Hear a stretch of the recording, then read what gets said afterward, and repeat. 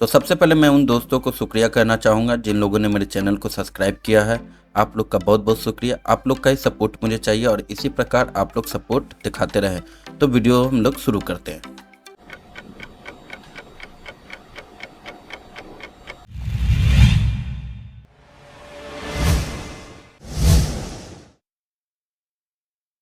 अगर तुम्हें लगता है कि विशेष फुलफिल करने वाला लैम्प एक फेरी टेल का इनोसेंट कंसेप्ट है, तो तुम्हें लॉर्ड ऑफ द मिस्ट्री का मैजिक लैम्प नहीं देखा।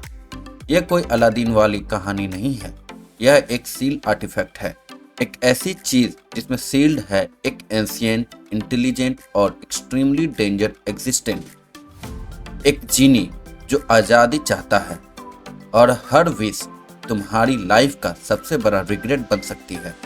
आज हम डिटेल में बात करेंगे इस लैम्प की ओरिजिन स्टोरी, ये बना कैसे, इसका असली सोर्स क्या है, कब कब इसका यूज हुआ, इसकी पावर और सबसे इम्पोर्टेंट इसकी वीकनेस। तो चलो शुरू करते हैं। ओरिजिन। मैजिक लैम्प कोई नॉर्मल आर्टिफैक्ट नहीं है। इसका कनेक्शन है एंशिएंट इपोक से, वह टाइम जब गॉड ओपनली दुनिया में इंटरफेयर करते थे। लैम्प के अंदर सील्ड है एक जीनी जो एक्चुअल एक पावरफुल एग्जिस्टेंस का फ्रेगमेंट है। ये कोई रैंडम स्पिरिट नहीं है।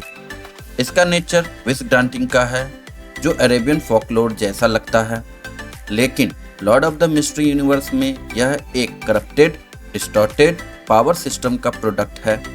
स्पेकुलेशन और लोर के हिसाब से जीनी ओरिजिनली एक हाई लेवल एग्जिस्टेंस था। उसका संबंध कियोस और डिस्टॉर्शन टाइप ऑथोरिटीज से हो सकता है। उसे सील किया गया क्योंकि वह फ्री रहकर कैटास्ट्रोफिक डैमेज कर सकता था। लैम्प को बनाया नहीं गया था एज अ टूल। एक पावरफुल बीइंग को ट्रैप करने के लिए कंटेनर बनाया गया था, या किसी ने उसकी पावर को एक्सप्लॉइट करने के लिए उसे आर्टिफिशियली बाइंड किया। यह ceiling process extremely high level ritual का रिजल्ट था। इस लैम्प के बनने के बीच 3 पॉसिबल मोटिव समझ आते हैं। पहला, कंटेनमेंट, जीनी को वर्ल्ड से आइसोलेट करना। दूसरा, एक्सप्लॉइटेशन, उसकी विशेष ग्रांटिंग एबिलिटी का यूज करना। तीसरा, कंट्रोल मैकेनिज्म, एक डेंजरस एंटिटी को लिमिटेड रूल में बांध देना। जीनी को फ्री छोड़ दिया जाता तो रियलिटी डिस्टॉर्ट हो सकती थी, लार्ज स्केल डिजास्टर हो सकते थे, फैथ मैनिपुलेशन अनकंट्रोल हो सकते थे। इसलिए उसे सील किया गया, लेकिन पूरी तरह सप्रेस नहीं किया गया। उसे एक लूपहोल दिया गया। मैं विश फुलफिल करूंगा, लेकिन अपनी इंटरप्रिटेशन से, और वहीं से शुरू होती है असली ट्रेजेडी। मैजिक लैम्प की मेन पावर सिंपल लगती है, इट ग्रांट विशेस, लेकिन लॉर्ड ऑफ द मिस्ट्री में ये पावर काफी लेयर्ड है। फर्स्ट, रियलिटी मैनिपुलेशन, जीनी इवेंट को अरेंज करता है ताकि विश फुलफिल हो। दूसरा, प्रोबेबिलिटी डिस्टॉर्शन, चांसेस को वीक करता है, इम्पॉसिबल चीजें पॉसिबल हो जाती है। Third, indirect fulfilment, direct magic नहीं करता हर बार, कभी कभी किसी का एक्सीडेंट हो जाता है, पॉलिटिकल शिफ्ट हो जाता है, हिडन इवेंट ट्रिगर हो जाते हैं। Fourth, intelligence and manipulation, Genie extremely smart है, वह यूजर की साइकोलॉजी समझता है, एम्बिगोनस वर्डिंग का फायदा उठाता है, हिडन कंसेक्वेंसेस डिजाइन करता है। मैजिक लैम्प का यूज बहुत लिमिटेड और कॉजन तरीके से हुआ है। क्यों? क्योंकि हर विश के बाद सिचुएशन अनप्रिडिक्टेबल हो जाती है, कोलेट्रल डैमेज होता है, जीनी थोड़ा और फ्रीडम के करीब आ जाता है। कुछ इंटेंशन में वेल्थ या पावर के लिए विश की गई, सर्वाइवल के लिए यूज हुआ, स्ट्रैटेजी इंफॉर्मेशन ऑब्टेन करने के लिए ट्राई किया गया, लेकिन हर बार एक पैटर्न था, short term benefit, long term chaos.